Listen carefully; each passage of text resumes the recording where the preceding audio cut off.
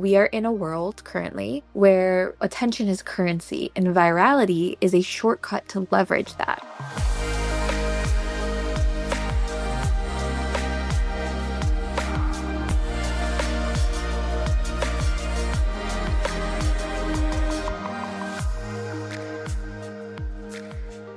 Welcome back to On the Horizon. This is MelRose Michaels. I am your host, and I'm here to share what's worked for me in building my adult creator business to try to make building yours just a little bit easier. Let's get into today's episode. If you've ever watched someone else go viral and thought, why not me? This episode is for you. Because the truth is, virality isn't luck. It's not reserved for some creators or influencers with perfect bodies or massive teams or unfair advantages. Viral content is actually a formula. And once you understand it, how to spark curiosity and capture attention, how to emotionally hijack scrolls, you can recreate that success repeatably.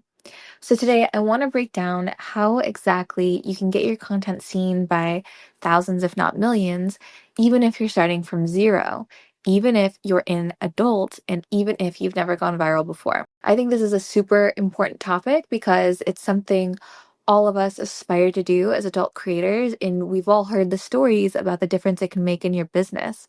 But it's something that so few of us seem to have access to, myself included. So when I'm speaking about this formula and when I'm speaking about examples, I'm talking about the few times I've nailed virality, as well as the countless times that creators in my sphere, the top 1% of earners, have nailed virality, as well as what agencies do for their creators to help them go viral. So I wanted to give you kind of this all-encompassing view, how I've been able to do it as a creator in the past, how other creators I know are able to capitalize on this, and how agencies and these bigger companies are leveraging ways to go viral as a whole. So first, I want to kind of set the frame for this episode and talk about why going viral actually matters. We are in a world currently where, attention is currency, and virality is a shortcut to leverage that. So it's kind of the difference between grinding away 12 hours a day to try to get 50 followers or posting a single video and then waking up to 5,000 new fans and 300 DMs or like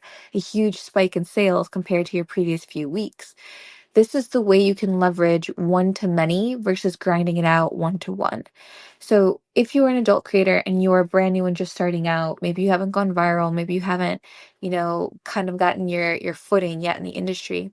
When I was first starting out, I was in this era like 13 years ago, and I started out in cams. And also, if you are new, again, I want to, give you this piece of advice. Starting out in the webcam space is a fantastic way to get started in adults, to start building this community of yours and building your following. If that's not where you started, and if that's not the business model you want to be in, I understand. But if you want to hack to kind of growing an audience and a community, webcams is a strong place to start even now. But when I was starting over a decade ago, I started obviously with 0 followers. Social media was relatively new at the time, and short form content wasn't even a thing. Like, there was no algorithms at play. That kind of stuff didn't exist. So going viral a decade ago was very, very complicated. That was almost luck of the draw in a lot of ways, and it happened very, very rarely. What was more common to happen is that you spent your time working really hard to build an audience and a group of followers and eventually a community. And the way I did this personally was, like I said, I was starting out in the webcam space. So when you're on live cams, the campsites, especially as a brand new model, will feed you traffic from their site so that you can try to get your footing, get some early success, get some revenue earned. And then based on how you're converting after 2 weeks, when that new model tag falls off your profile, that's how they decide how much traffic to continue to send you. So if you've ever been on a campsite and you notice on the homepage, creators are usually ranked on who's earning the most, is highest ranked on that homepage. The reason for this is that obviously these campsites pay a lot of money to drive traffic to their campsite. And so to give them the best ROI on the traffic that they pay a lot of money to drive to their site, they put the top converting performers at the top of the page because they know those performers are going to take that, those users' money and get a big ROI on the campsite for them. So knowing how this works is important because when you're on a campsite, you're being provided traffic. When you're on social media, you are growing your own audience, which then you can convert to traffic. But the difference is it's free on social, and this is what makes this such a great opportunity. When I was, again, a decade ago in the cam era, another thing I would do is I would DM fans on social media one-to-one. I would spend my time, a lot of time in DMs, writing back to fans, having just general conversation with fans, trying to build relationships. And then I would try to push them to my campsite or my live chat room, or I would try to push them to my Instagram or wherever else, my, phone sex operating site, which is then and still is Sex Panther. So I would do this one-to-one messaging approach, which, as you can imagine, is super time intensive. It's not really practical the longer you're in your career, because as you start to grow, your time becomes more and more minimal, and then you can't kind of do this one-to-one approach. In the early days, though, you can, and this is still a viable option. But when you have something like social media, you can go one to many, and campsites are kind of the same thing. It's broadcasting one to many of people. And this is how you can grow more exponentially. And this is why virality is such a leverage point for creators of all kinds. Virality essentially, it grows your audience, but more importantly, it also grows your opportunities, because you have the opportunity for new fans, new subscribers, which means new customers, ideally new whales, right? And yes, we're going to go a little bit into psychology as well as the formats and actual ingredients for viral videos, because I think all parts of this are pretty important. And then I also want to talk about value. So first, stay with me, because in about 5-ish minutes from now, I'm going to reveal the underused viral hook that adult creators don't even realize that they have access to. And I'm going to give you guys 10 free viral hooks. If you want to write them down, use them in content, you can take them and steal them. If you're enjoying this podcast episode so far, please take one moment to share it with another one of your adult content creator friends, because you know what the rule is here. We do not gatekeep, and we want to make as many adult creators' businesses as easy as possible. And you sharing this episode with them might do exactly that. Thanks so much in advance. So this is what I want to kick off with. What actually makes content go viral? So let's strip back kind of the algorithm myths and talk about what makes something go viral.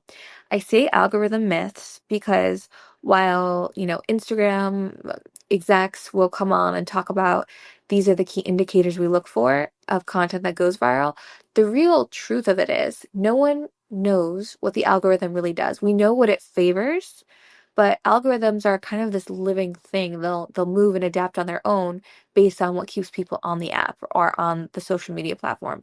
So while we don't know exactly what it wants, we know things it favors. So some of the things that it favors is the fact that it wants people to replay content. It wants people to share content. It wants people to view content for longer, so watch time. And these are the things you're trying to kind of capitalize on. Because if you can hack all of those things, and if you can make content that feeds into all of those aspects, your chances of virality are going to go up, right?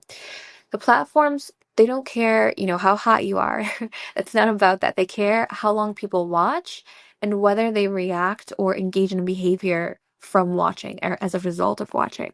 So viral content does usually one or more of the following things. It'll spark curiosity. It'll deliver a surprise. It'll evoke strong emotion, whether that's like laughter, shock, desire, empowerment, inspiration, any of those. It'll be super relatable or widely unrelatable. So for that, it could be like if you ever watch a reel or a TikTok and you're like, oh my God, me too, same. Like that's highly relatable content. Or you'll watch something super unrelatable, which will be like a celebrity taking a selfie in front of a crowd of millions of people and you see all of their camera phones in the background. Like that's super wildly unrelatable, but it's very cool to see because it's a perspective you wouldn't otherwise have access to, right? Another version of this, or another thing that viral content does, is it makes people pattern break, or it interrupts them in terms of their scrolling. So there was this great example, and this is an example of a visual hook, but it had a pattern interruption and it interrupted my scroll. And what it was a picture of fried chicken and it was in a feed post and it came across my Instagram, but there was the slightest mark across the photo that made it look like my screen was broken. It was like a little slice in the photo. And I stared at that stupid image and I moved it up and down my screen. I was trying to figure out if my screen was broken. And that was a pattern interrupt. And it stopped my scrolling because I stopped and I paused on the content. And it got me, and it even said in the caption, like, what it was, like what the purpose of it was, is like, it's not a piece of hair on your phone, your screen's not broken, you just fell for a visual hook. And I was like, God damn it, you got me. I follow a lot of like marketing Instagram, so it's basically me eating shit all day on my feed. Anyway, so tangible tip before we kind of continue on. Before you post something, if the goal is to go viral, these are the 3 key things that I try to ask myself, and I think they're really useful. The first one being, would this stop me from scrolling? And if it wouldn't stop you from scrolling, it's probably not super strong in terms of gonna go viral. Part 2 of this is, would I send this or share it to someone? Whatever you're posting, it should be shareable. It should be something that people want to show their friends. On Instagram, I send my friends reels all the time whenever I'm looking for content to recreate, etc. And I know the content that I'm sharing, it means it's shareable. It means people want to see it. It means it naturally is something that a lot of people will get eyes on. So you want to make some similar, some of the same. And the third part of this is, would I watch it again?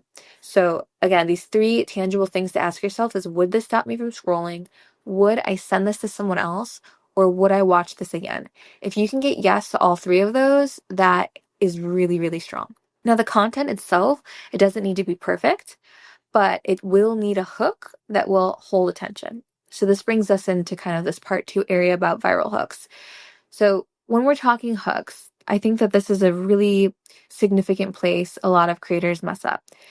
If the first 1 to 3 seconds don't capture attention, pretty much nothing else matters. Like, it can be the best actual reel or like best actual video content, but because it's not going to stop enough people to see it, it's not going to perform. So things that are not a hook. Hey guys, is not a hook. Neither is, I made a new video today. Not a hook.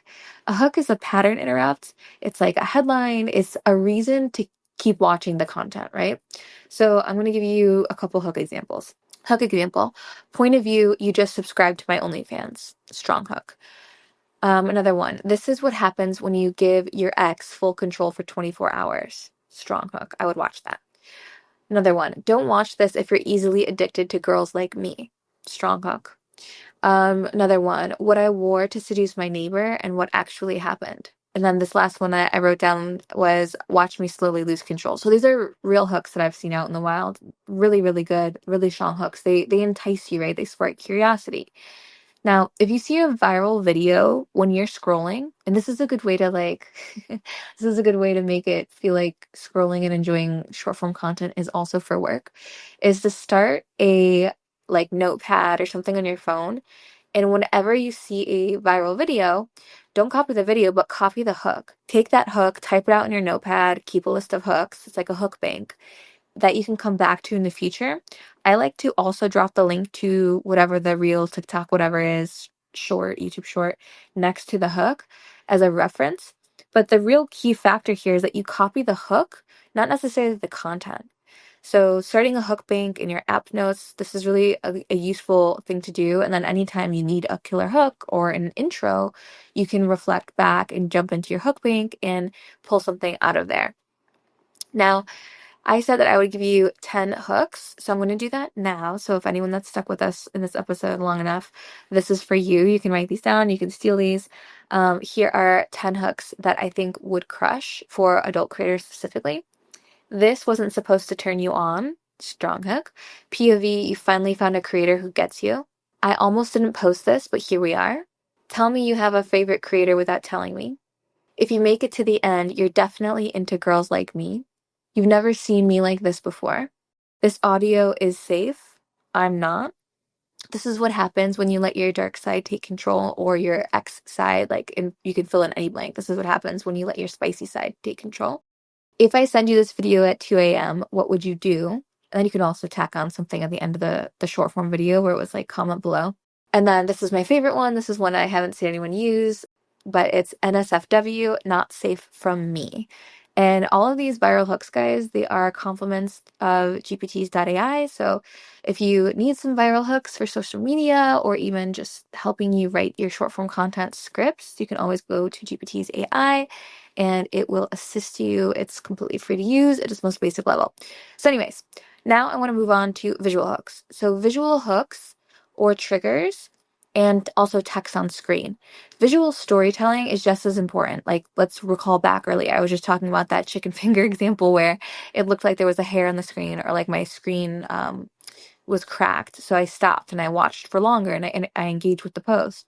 So what people actually see in the first second can be even more powerful than what they hear in terms of your audible hook. So visual hooks can be like a flashing word, like confession or exposed. It can be a shocking freeze frame or pose. It can be a strong facial expression or a dramatic change in lighting. It could be a strong transition or like an outfit change.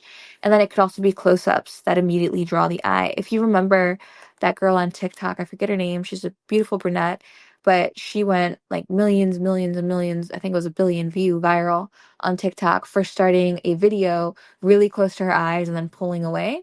So close-ups can also have a really viral hook effect that helps with you getting traction on social. Text on screen tips. I'm sure a lot of you guys listening to this have noticed that a lot of reels will have text on the screen, like a couple sentences or a few paragraphs. The reason for this is if you have to stop and read what's on screen, you're actually increasing your watch time. So even if the real video itself is very short, but the text to read in the first, on the frame of the video is long, because you spend so much time to get through reading that text, the reel or the TikTok or the YouTube short will have played maybe 3 times over by the time you finished reading that sentence or the few sentences, which means the watch time on that reel performs really well. So this is like a hack that a lot of creators I see are using right now, and friends of mine have used. But in addition to that, text on screen tips, you can use curiosity phrases. So like, you'll never guess what happened next is a great example. You can also pose questions like, would you forgive me for this? It's another good example. You can show contradiction via text. So it could say something like, looks innocent, sounds dangerous. You can also add urgency, right? You could say something like, watch this before it gets deleted. And then in terms of, again, that retention hack, if you can add like 1 to 2 lines of text on screen for every 5 seconds of visual video, that will increase the replayability, and it'll boost your watch time on that short form content. So like, those are the 2 key factors that are going to get you some assistance getting boosted or pushed through by the algorithm. So that's just like a little hack that can be useful. Now, I want to move into trends. I know so many creators see trends, and this is what comes up a lot of the time with the agencies. And this is kind of where I want to pivot and talk about what agencies do. Agencies with their adult creators that they manage typically really capitalize on trends. And when I say trends, it doesn't necessarily have to be a trend that's like everyone in the world is doing this trend right now, but they'll find something that's gone viral, that's easily repeatable, and that pretty much has the basic standard of like being a hot girl and doing whatever is done in the content. And then they'll send all of those short form content pieces that they find that kind of fit that bank or fit that category, and then they'll send it to all their creators to replicate. So whenever you've seen a reel or a TikTok, YouTube short that you've seen like 6 or 7 times, all by different creators, but they're doing the exact same thing, likely because it performed well for somebody, and then the agency that a lot of those creators are with or are adjacent to, then it got pushed out to all the creators to replicate to try to drive traffic. One of the things the agencies are doing currently right now is that they'll have creators make between 9 and 12 reels a day, and then they'll post all of them pretty much daily to see which ones land. So there is also a huge volume play to be made here. If you want to really increase the likelihood that you're getting new subscribers converting, you need to increase the likelihood of the amount of views and followers, or mostly views, you're getting to your page, so that new potential fans get eyes on you. And just a numbers way of doing this is with sheer volume. The more short form content you're putting out, the wider likelihood of views you're going to get to your page, and therefore the more subscribers you're likely to convert. So if you can put out something like 3 to 9 to 12 short forms a day, you're going to be better positioned to drive more traffic. It might not be sustainable for every creator, especially if you're trying to be hardcore perfectionist, but it is in truth what a lot of these agencies are pushing their creators to do, and why they're seeing really good results. Now, back to trends. Going viral doesn't mean that you have to chase every trend, but it does mean spotting a repeatable format. And that's, again, what these agencies have done and then given and provided to their creators. So some trend format examples that you might be familiar with or recognize are like point of view storytelling. Ariel, the one that's dating Young Gravy, she does a ton of point of view storytelling reels that crush. I love her format because she's just literally sitting there doing her makeup, telling you a story. And it's not like she's giving a makeup tutorial. It doesn't appeal to a female audience, but the stories she's talking about really appeal to her audience. And it also shines heavy on her personality, which is not something other people can capitalize on. So the kind of reels and content she puts out, because it's storytelling based, is very unique to her. And it means that another creator can't just come along, copy what she did, and have it perform well. So storytelling is a really great way to have personality online and kind of have a deeper relationship and relationship with your fans. Because once the fans get to know you on a more personal level, they'll be more interested. So storytelling is a really strong format. Highly recommend if you can start to produce content like that.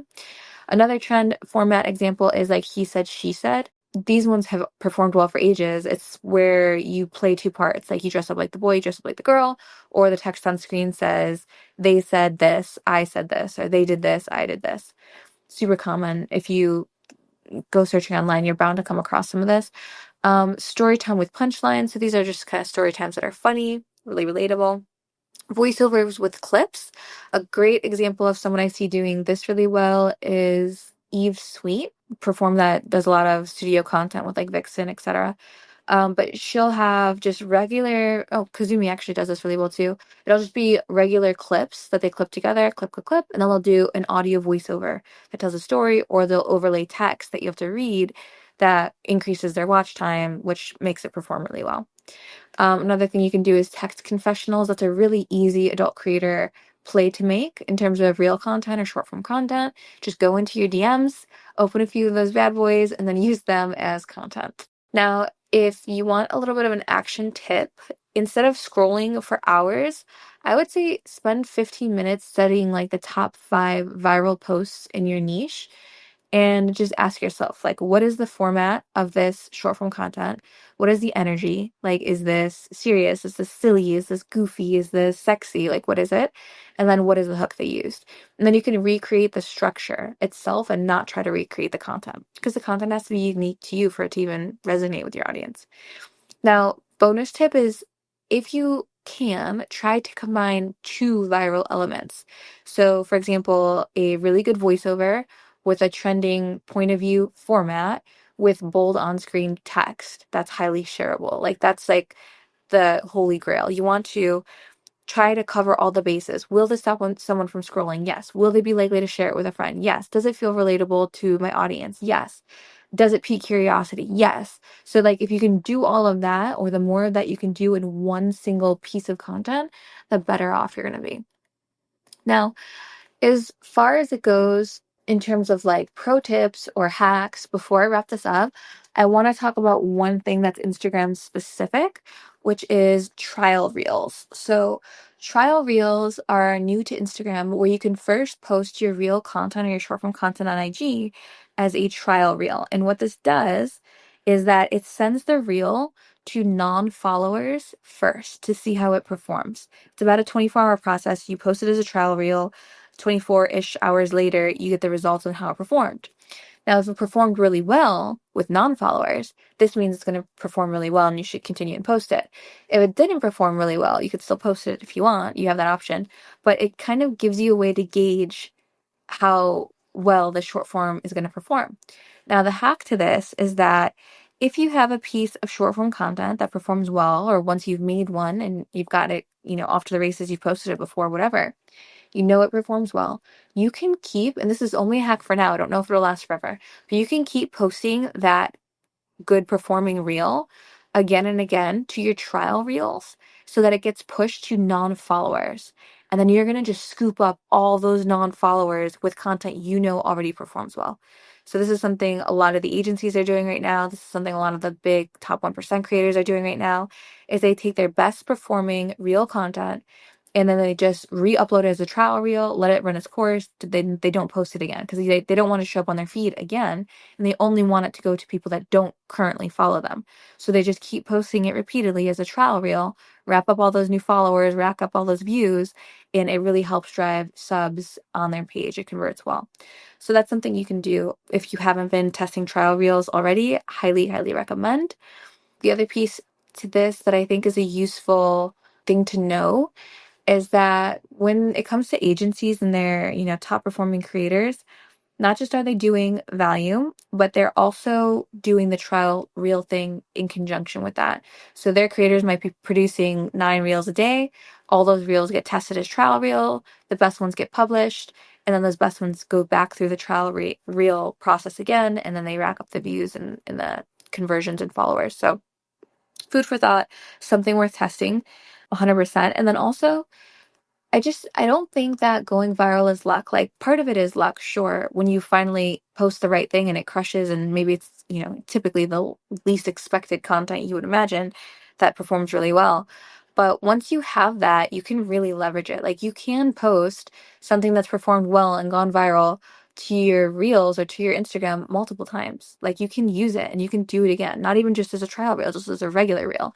Same for TikTok. If you have a TikTok that crushes and performs really well, post it every week until it stops performing. Just why not steal the views that are available to you?